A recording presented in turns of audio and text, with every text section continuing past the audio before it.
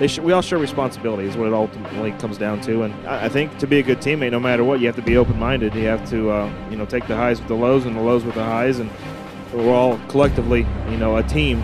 So we're only, again, as I said earlier, you're only as strong as your weakest link.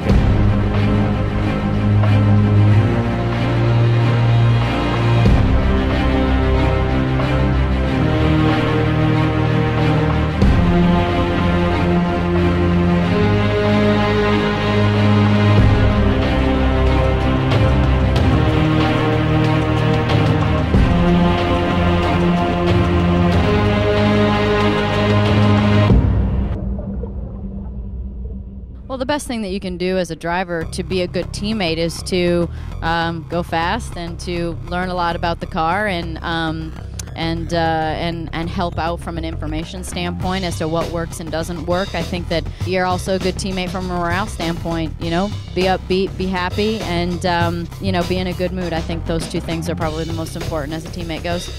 I think the first thing that it starts with is passion for something. It starts with having fun with something, and you have to really enjoy it to be able to have the dedication and commitment that it takes to get to the top of anything. Danica Patrick cemented her place not just on the pole at next week's Daytona 500, but in the history books of a sport until now completely dominated by men. Danica's first place finish in Sunday qualifying now gives her the lead position at next week's 500, known as the Super Bowl of NASCAR. Teamwork is huge. You all have to work together, you travel together a lot. It's a team effort, from crew chief to driver to everybody on pit road. In any sport, I think it takes a team to bring the goods. In NASCAR, you really see the driver on Sundays. You hear a little bit about the pit crew, but you don't hear about the people that are behind the operation that are making it work or not. You got 150 guys working in the shop that have put 800 hours into the race car to get it to the track, and then it comes down to that last pit stop. It's a high-pressure job. I mean, these guys work awfully hard on these race cars day in to day out, and we don't want to let them down. You watch Dancing with the Stars, it's two people trying to do the tango. Picture, 6 guys over 200 pounds trying to do the tango. So if one person's out of whack, then it throws the whole thing off. Jack Man, no matter how fast he wants to go, he's got to slow down his pump to make sure the changer can get to the lug nuts. Carrier, make sure you give the changer plenty of space. Gas Man, don't step on hoses. Everything kind of revolves around those changers because they set the pace. The exciting part is knowing that we did our job.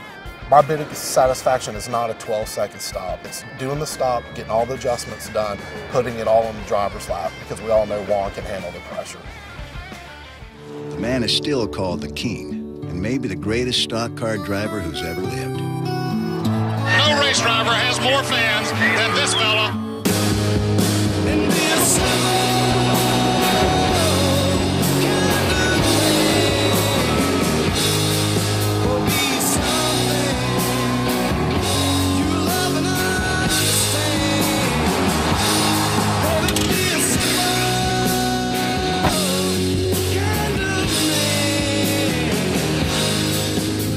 It's been more than 2 decades since he was last behind the wheel.